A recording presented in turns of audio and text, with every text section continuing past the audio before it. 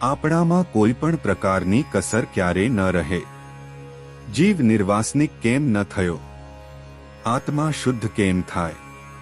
પ્રશ્નોના જવાબ માટે સાંભળો સાગર કથા 3 મે 2024ના અમૃત બિંદુ.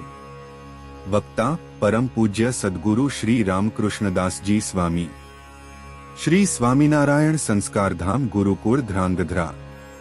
મળેલા ભગવાન, મળેલા સંત, મળેલા હરિભક્તો, મળેલો આવો દિવ્ય સત્સંગ, એમાં જો આપણને સાચી પ્રીતિ થાય અને વિશ્વાસ પરિપૂર્ણ બંધાય તો દિન પ્રતિદિન જીવ પ્રથમ ખદ્યોત જેવો હોય અને બીજના ચંદ્રમા જેવો હોય, પરંતુ પૂર્ણિમાના ચંદ્ર જેવો 16 કળાએ યુક્ત પ્રકાશિત થાય છે. આપણે જેને મન સોંપ્યું હોય, જેને દિલ સોંપ્યું હોય, જે ભગવાનના સંત હરિભક્ત હોય, એના માધ્યમે આપણે આપણો મોક્ષ કાંઈ નક્કી કર્યો હોય તો એવા પુરુષ પાસે હંમેશા આપણે આપણું જીવન નિષ્કપટ જીવીએ. અંતર કપટ લે ઉनको મન દીજીએ. એક સાધારણ વાત છે કે એક શરીરનું દર્દ દૂર કરવું હોય તો પણ આપણે આપણી ડાયરી ડોક્ટર પાસે ખુલ્લી કરવી પડે છે.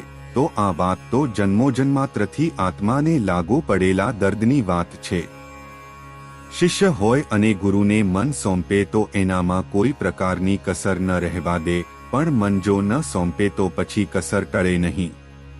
આલોકની સમૃદ્ધિ, પૂજા, પ્રતિષ્ઠા, માન, મોભો, ઐશ્વર્ય, સામર્થ્ય એ કાંઈ સુખરૂપ નથી. સુખરૂપ છે એક મહારાજની મૂર્તિ, અને મહારાજની મૂર્તિમાં આપણને પ્રીતિ થાય એ સુખરૂપ છે. જેને આત્યંતિક કલ્યાણની તીખી લવિંગિયા મરચા જેવી વાસના હોય, એને ભગવાનની વાત, ભગવાન સંબંધી વાત એટલી બધી રસરૂપ લાગે અને અહોરાત્રી એને એમાં તૃપ્તિ ન થાય, કારણ કે એને સમજાયું છે આ વખતે આ સત્સંગમાં ભગવાન શ્રી હરિએ યોગ આપ્યો છે. કેવળને કેવળ આત્યંતિક કલ્યાણ સિદ્ધ કરવા માટે યોગ આપ્યો છે. બાકી તો બહુ જન્મો સુધી શરીરમાં રહેલો આત્મા, એને ઘણા બધા જન્મ ધારણ કરીને ઘણા બધા દેહ બદલાવ્યા, પણ વૃત્તિ ન બદલાવી. જે બદલાવવાનું હતું તે ન બદલાવ્યું, એટલે જીવ નિર્વાસનિક ન થયો. ભગવાનના ચરિત્રનું શ્રવણ ભગવાનનો ભક્ત સમય મળે અખંડ કર્યા જ કરે. કથા વાર્તાનું અંગ અને એનું વ્યસન તો જેમ દારૂડિયાને દારૂ અને માવા મસાલા ખાતા હોય એને એનું વ્યસન હોય, તેમ આપણને કથા વાર્તાનું વ્યસન હોવું જોઈએ.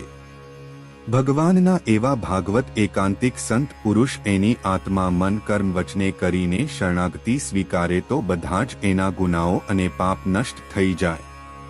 સ્વર્ગનું કે સમુદ્રનું અમૃત આપણને મળે અને એનું આપણે પાન કરીએ તો શરીર અમર બને. એવા ભગવાનના મહાન સંત હોય, એના મુખામૃતનું પાન કરનારો આત્મા અમર બની જાય, એનામાં બધી જ કસર માત્ર ટળી જાય અને આત્મા શુદ્ધ થઈ જાય.